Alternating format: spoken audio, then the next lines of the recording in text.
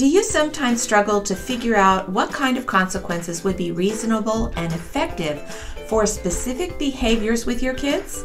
There are just a few things you need to know that will help you set reasonable consequences.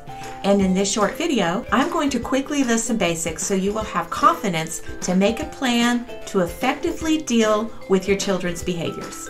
The first thing, set aside your emotions. When you're talking about natural consequences, putting those emotions aside to just allow them to go ahead and feel that hard and have that hard lesson and have that experience, that's hard. Other times when you have to impose a consequence, it's hard to put your emotions aside because you sometimes just feel angry that they are misbehaving. And I'm sure you already know consequences shouldn't be ever done in anger. Like I said in the last video, there are two kinds of consequences, the natural and the imposed.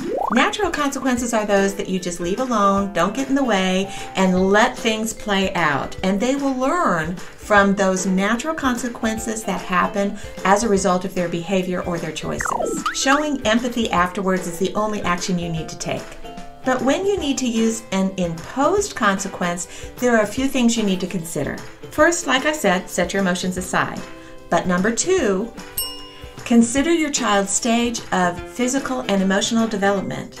This will determine whether they understand the consequence and how it relates to the behavior, so it will be effective in teaching them what to do differently in the future. So for example, a 2-year-old wouldn't learn anything from being grounded for a week for running away from you in public. They don't even understand what a week is. So an appropriate consequence might be that they have to stay in the stroller. Maybe they don't want to stay in the stroller, but you say the consequence of running away from you in public is they have to stay in the stroller. They would understand that. They understand it because it happens immediately, and that's the level of maturity and understanding that they would have. It also relates to the behavior.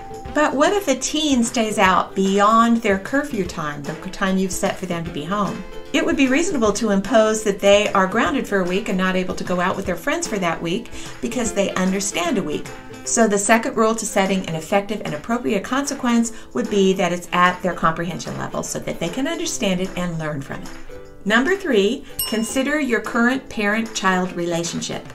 This will determine how your child will respond and cooperate with an imposed consequence. Establishing that you are in charge within your child-parent relationship is important because they need to know that you're the parent, that's your role, and when they misbehave, they need to understand the consequences will come and sometimes will be imposed by you. For example, again with a 2-year-old, if they have a good connection with you through the day, feel you're listening and you care about what they think, how they feel, and etc., but also they know you are in charge and mean business when you tell them something, they will more likely cooperate with sitting out of playtime for a time when they've been treating others badly. But if they've felt neglected or not heard or listened to, or if they do not believe you are in charge, so your parent-child relationship isn't solidly established, they'll likely not be cooperative. Then any consequence you set is going to be a struggle. So if you recognize you've been slipping in that building of the parent-child relationship, that is key and the first thing to do. I'll put a link in the description below and another one up here at the top of the screen that will give you some instruction on how to do eye-to-eye time, so that will help you fix this. Number 4, consider the things that you control.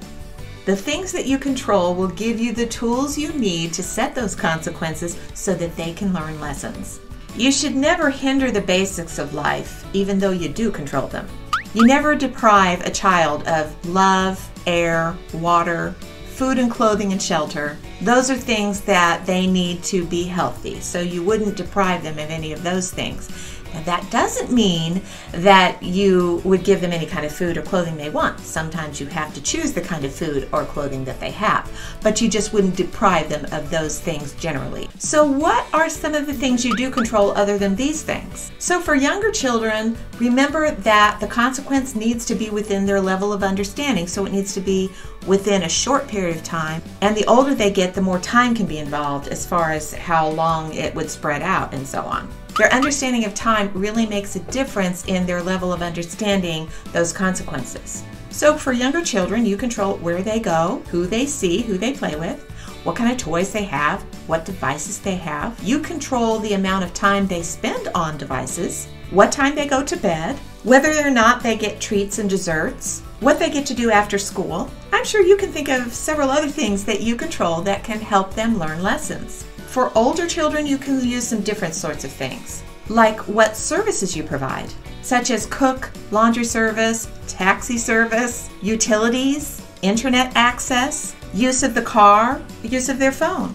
All these things can be used as tools to help your children and guide them to make good decisions. So what would be an example of a good consequence for a child who throws a toy across the room? Besides the other things I have put in a short video about that specific behavior, which I will also put up here at the top of the screen and in the link below, taking the toy away and then having them sit out to think about what they just did. Why is this a reasonable consequence? Because it relates to the toy. It uses something that you control, which is access to that toy and access to the play area, and it's immediate right within a short period of time so that they can immediately understand it. But what about a 10-year-old who gets on the computer without permission? Being grounded from the computer for a week would be a reasonable thing because they can understand a week. And it would be the same thing. You're using something that you control, being access to the computer. And it is a reasonable and relatable consequence to the inappropriate choice that they made. Number 5, look up creative ways to effectively set consequences. For example, what if you're struggling with bedtime battles or mealtime battles, or maybe your child's hitting others or talking back? There are so many step-by-step videos on this channel that are there to help you figure out those natural and imposed consequences for specific behaviors. So click on the screen right now to see another video that will give you a step-by-step plan and specific consequences for those behaviors you're struggling with now. Parents, if you're struggling, something needs to change, and you can do this. Thanks for watching. I'll see you next time.